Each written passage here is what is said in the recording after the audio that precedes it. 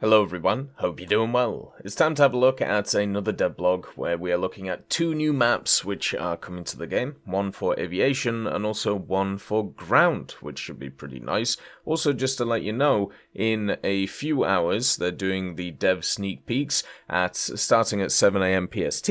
We will be live streaming them on the Twitch channel, so if you want to check it out, make sure to do so we can have a look at the new content. If you miss it, it's okay. I'll post it on the YouTube channel later on today as well, so everybody can get access to it.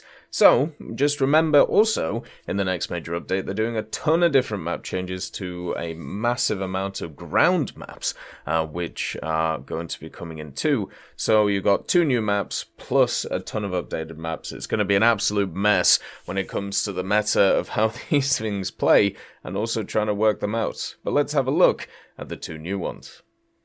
So the first map is called Rocky Pillars, and basically what it is it's based off the Southeast Asia area, and it's a map which in the center of it has a ton of, well, I suppose little mountains or little hills, little areas of rock. I don't really know how to put it. Basically sandstone and limestone rock formations which sit in the middle of the map. This basically mimics kind of a city, you know, like a Sun City that we have in game, which means that you can dogfight around them, or even just kind of fight around them, get away from an enemy by breaking physical contact, and then get around and attack them from the back. Stuff like this really looks like it is going to be an arcade map. That's the first thought that kind of comes to my head, and generally looks pretty fun.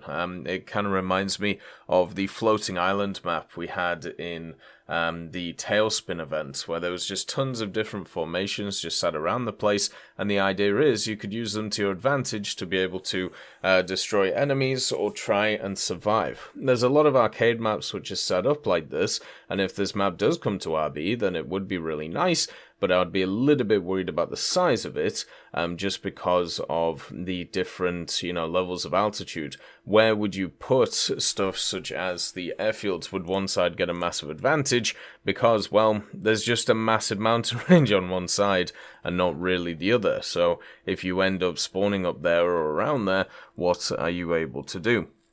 The map itself looks beautiful though, and I'm hoping that it's for all game modes, but at least to me right now, this very much looks like an arcade one. It says, we created the Rocky Pillar map based on the mainland mountain landscapes of Southeast Asia.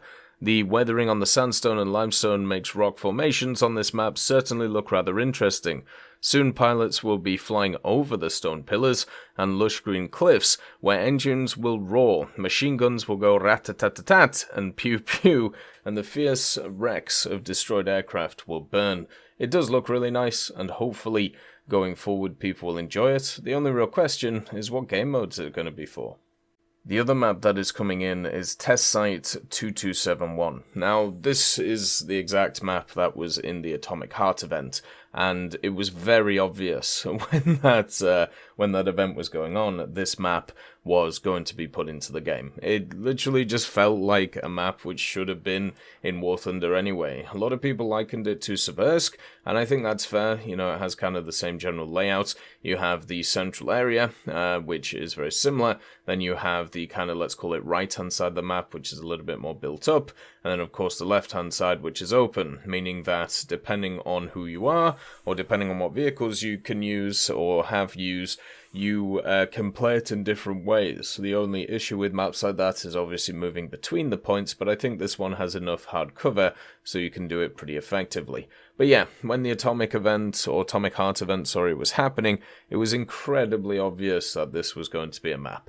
And it played pretty well. It was quite nice. There was a lot of positions that, you could use and kind of look over stuff. And also at the same time, it didn't really feel like there was a ton of areas which were overpowered. The only areas which may struggle is the central ones if a team has pushed through, and then everybody kind of just goes ham. There is also a hard right flank where you can basically just go around the whole map and then go and sit on the spawns, which could be a bit of a problem.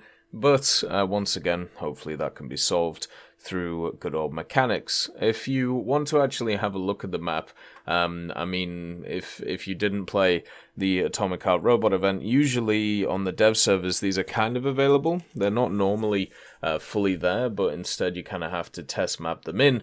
But if it's the same as that event, then I'm sure many of you have had experience with it already and know that it has a ton of really nice rolling hills. It has a ton of hard cover in the form of buildings, and also even just general structures like cement pieces everywhere or pipes and things like that.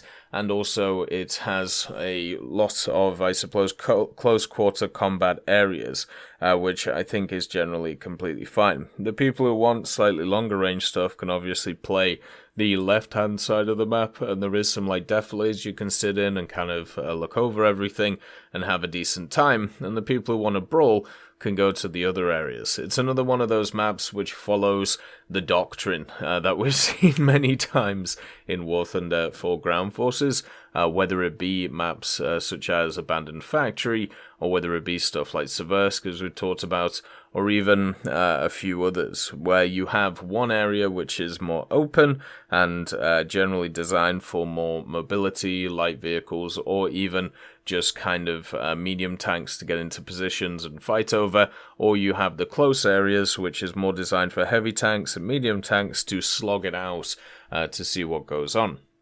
The CAS element will be interesting to see, since obviously in Atomic Heart the CAS element that was available in the form of the helicopters wasn't as damning as it is in standard games, and also the repair cella kind of blew up the whole thing pretty aggressively, making it very hard for there to really be any thought towards how is like CAS going to work on this map, because the cella just took over everything with the good old worm.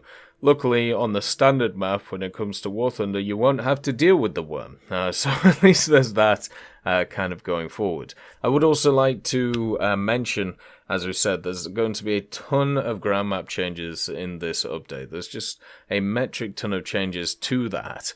And that is good and also bad, because we'll have to see if the changes fundamentally fix some of the issues with the old maps. And then maybe we can see a change in the map rotation filter, if we can see a change in what we see in general, general maps and things like that, or if it's just going to be more of the same. I'm just hoping that they keep on with the whole like BR gapping of different maps. I think that's incredibly important, especially a lot of maps don't really work too well at the lower tiers, but a map like this, the Test Site 2271, is definitely going to work pretty well at those tiers, just because of the nature of it. The Conquest version of this is also going to be a mess, because the problem with these types of maps when you have Conquest, when the point is on the center or the right hand side, is people just flank around and just annihilate people coming out of their spawns, because the area between the spawn and the hard cover is not really covered by anything. So it makes much more sense to camp that area when they don't have spawn protection and, kind of go out from there. Conquest, out of the three main modes, I've always thought has been the most unbalanced, and since there's been a lot of Conquest over the last few days, at least when I've been playing, it has kind of soured my taste to it once again. So hopefully, going forward, that is something which kind of gets reduced, and for a map like this, I'm hoping it does as well. It'll be weird seeing it without robots on, but also it will be nice to see it in game, because it was a pretty fun map and ready to go even a few months ago. As always, I hope you have a wonderful day, and I'll see you next time. I'd just like to thank Brendan Quinn, Vilneus, Character Fuel, Juan the Panda, Carrion Crow, Gus Irenicus, Pyman, Merciless Reaper, Orange Tail, Teddy, Daniel Stanton, Moxie, B. Young, Bareen, Peter Grayling, Alan Hacker, Sem Alslan, Uncle Bean, and Derek R., and also Lafouche for supporting the channel.